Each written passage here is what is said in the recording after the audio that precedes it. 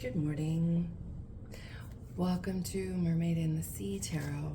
I've been reading tarot for 20 years, and over the years, sometimes I read intuitively, sometimes with cards. Like, it's just never the same because I'm a Pisces sun.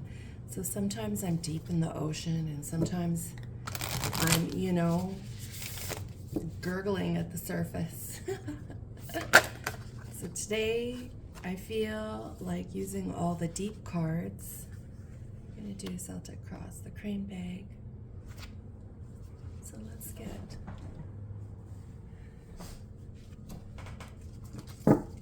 a weight on our way here. Thank you for being here. I know you don't have to be. Honestly, this is for my own self-expression, very healthy self-expression. I like when the cards are not visible and you get to play with them, and make up a story and then see when the cards are revealed if that's what's indeed happening. Past. Here we got the bridge to the future.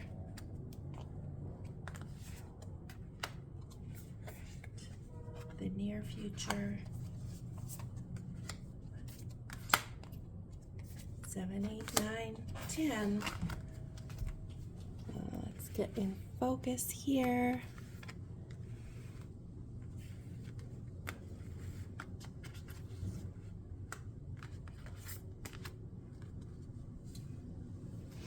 What a beautiful blue sea I'm presenting this morning. This is a beautiful blue sea. All right, mermaids, let's do this. So the crane bag is all about, I've really been called to practice some quiet, delicate, intelligent incantations lately that are just like something as simple as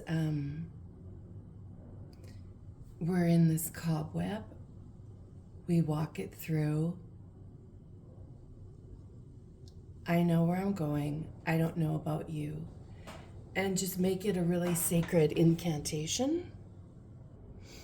Sometimes it's like an incantation. To me, this is really speaking to my Pisces sun right now. Just the incantations and the sacred medicine. Like, it can even be something like, I know terms are coined to keep lovers apart. I am pouring, pooling, and consumed. I am free. I know that momentum takes time. I am calling back my power. I am a Viking ship half sunk, but only for today. And sometimes when I find when I get into this mood is when the tarot is the most fun to do. The block, here we go. The block is all about, destiny blocking. Oh, this is the destiny card. Now let's take a look at her.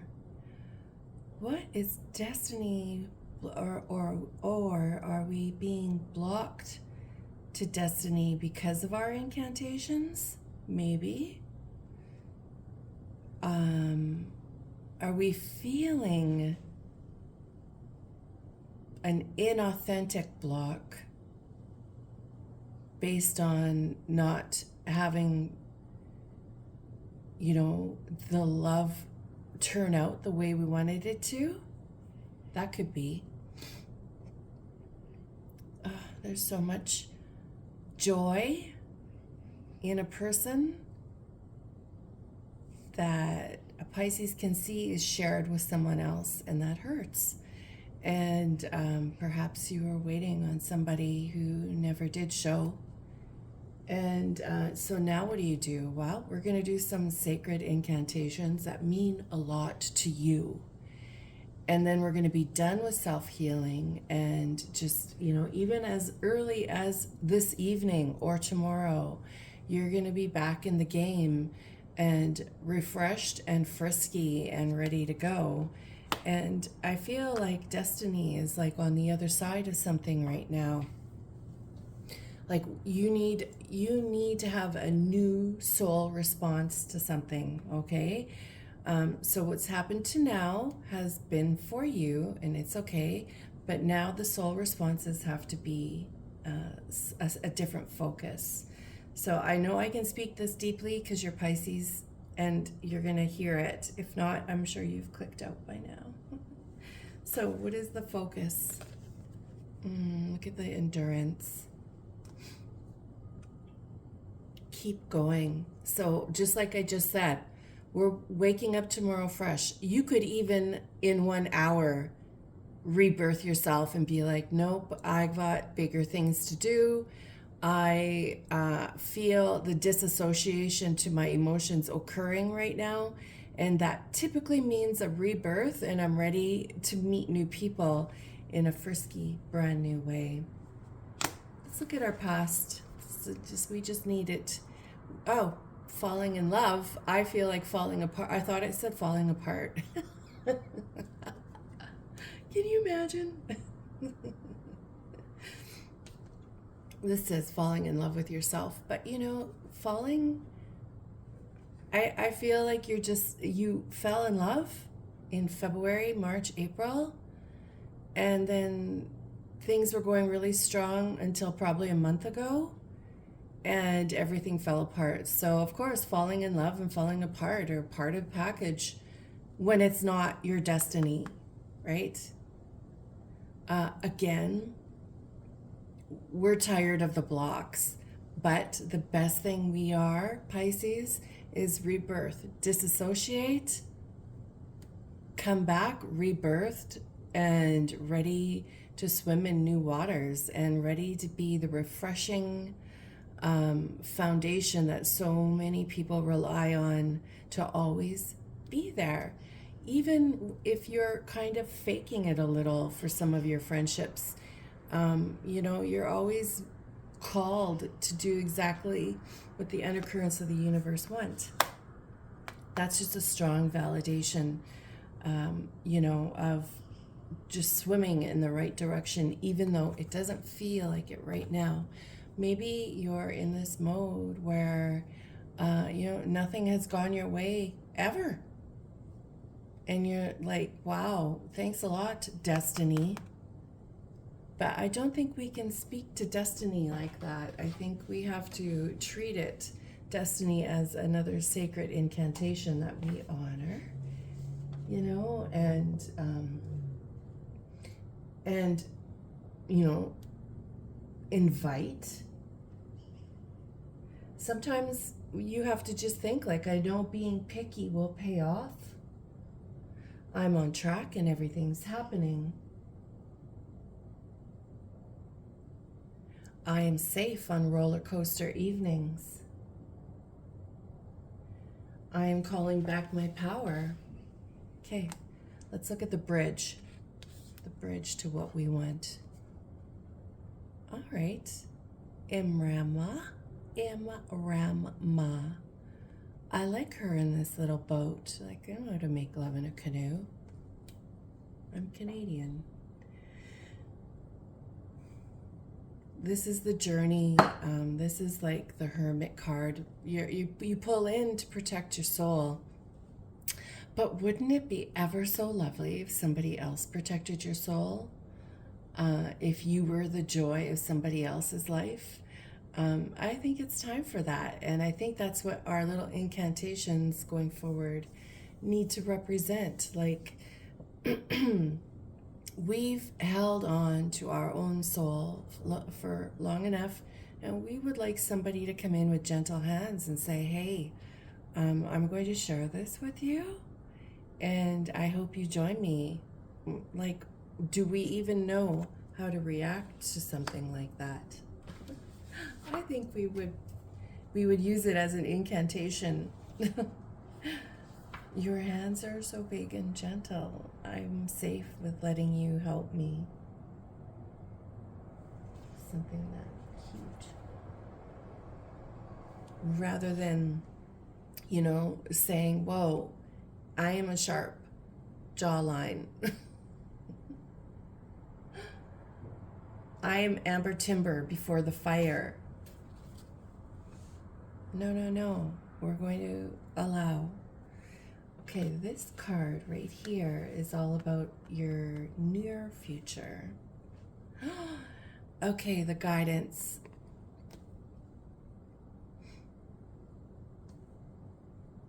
I really feel like trustworthy allies are. I sincerely think that 25% of all conversations are lies. And if it doesn't affect you, what does it matter if they're lying? Let that go. But when you finally meet someone who is a true, genuine truth teller, they're coming up soon. I don't know if it's going to be romance or not. We can figure that out, though. We'll add some cards.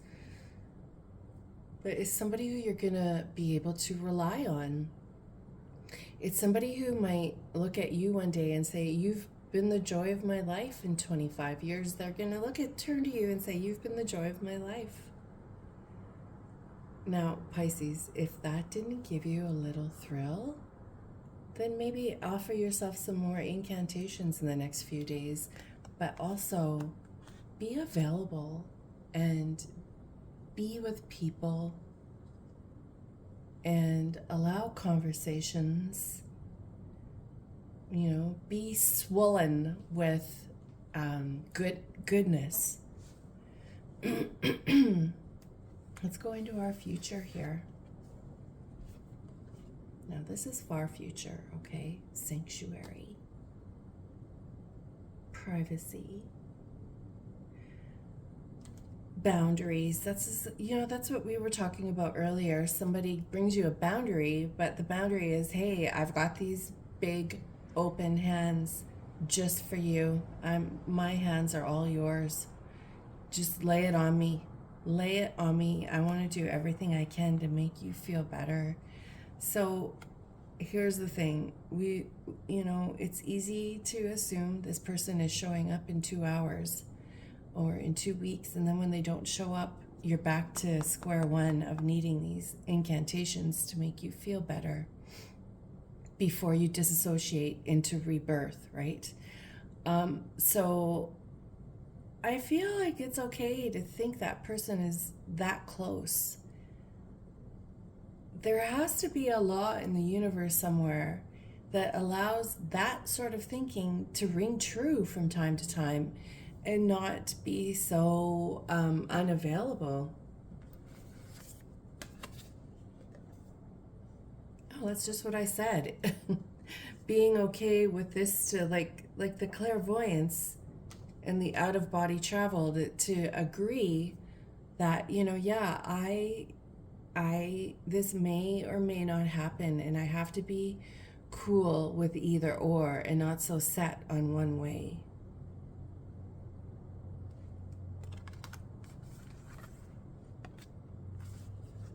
This is gorgeous.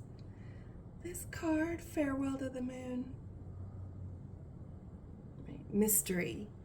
I mean, let's face it, the whole wide world loves the mystery of the Pisces, if you're not one. The whole wide world needs you to be mysterious, and that is what the universe is validating. Sorry, I can't even tell you about your little future here because I need you to be just as authentically mysterious so that the rest of the world can look to you for hope and foundation and sacred geometry. Oof, I like that too. Oh, okay. I feel like maybe I might cry a little bit here. And this all sums up with Atlantis and your connection, your longing to go back to Atlantis where everybody was yours and everything was yours and everyone was happy. And if you wanted to kiss this person, you did. And if you wanted to embrace this person, you did. And if you wanted to dine with this person, you did. If you wanted to break bread with this person, you did. And there was never, that's what you're craving, missing, and loving. If you wanted to be alone, it was no big deal because as soon as you didn't want that aloneness anymore, in Atlantis, in so many past lives, so many years ago. That's where the longing is coming from, is the Atlantis connection, where whatever you wanted occurred right now. You parted your waters back then, and if you wanted alone time, you got it. And in a split second, if you wanted your congregation to break bread with all your friends, you did. And everyone was happy to be a part of that. That's my idea of Atlantis. And I feel that's what I, as a Pisces sun, long for in this life. And I'm a Scorpio moon, a Cancer rising, a Scorpio dark moon Lilith. I feel like all those combined make me crave and long for Atlantis, which I'll never have again. But for some reason, it's just like it was my past life, the last one, not 100 lives ago. And I feel like maybe the Pisces in this life who aren't getting the quickest connections are in that state as well.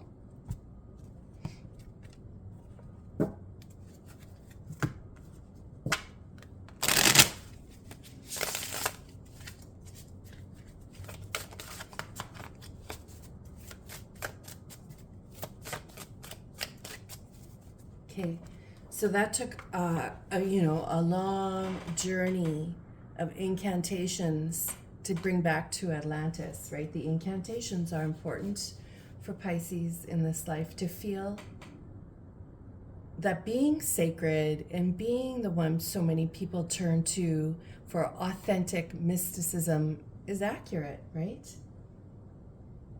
Like, I am turning my protectiveness into trust. I can summon my spouse with my scent. Do you remember that from Atlantis? I can summon my spouse with my scent. That was Atlantis.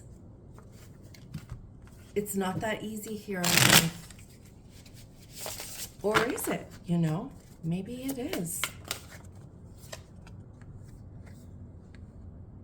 Oh my God, we just summoned our spouse with our scent. My pheromones took over.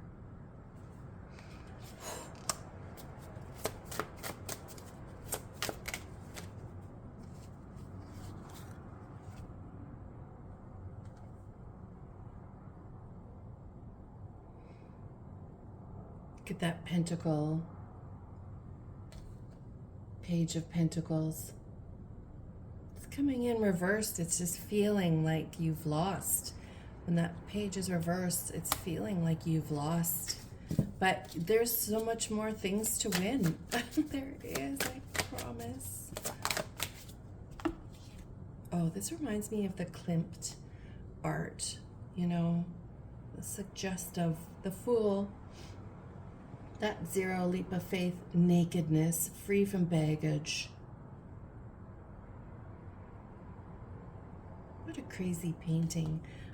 Very Piscean art in that moment. And we're going for it today here. Seven of Pentacles. Secrets revealed.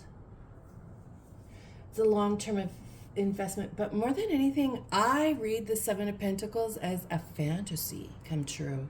Maybe Atlantis to you is just a fantasy, but it happened, baby. All right? It happened. It's deep in your roots. It is the part that makes you mysterious. Your Atlantis connection makes you mysterious and very beguiled.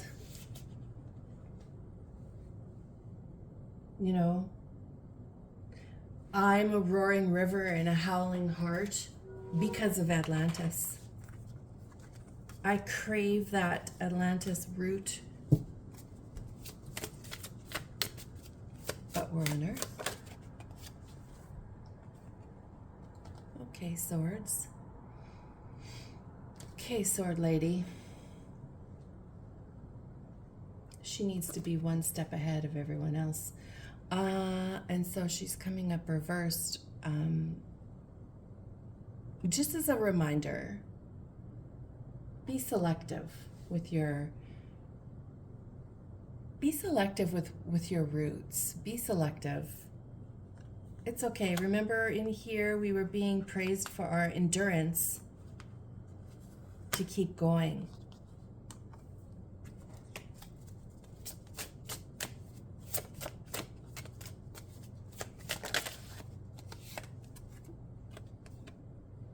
Again with the goodness. The Six of Wands. Adventure. This is your Mars energy. This is the end of somebody else's affair. So that archetype that you exactly need, your Atlantis archetype, swims into your life because they just ended an affair with someone else. I think it's really good to leave it there. Just incantate to yourself that my next spouse just ended an affair with someone else in order to swim into my life. They are my archetype from Atlantis that I'm craving here on Earth.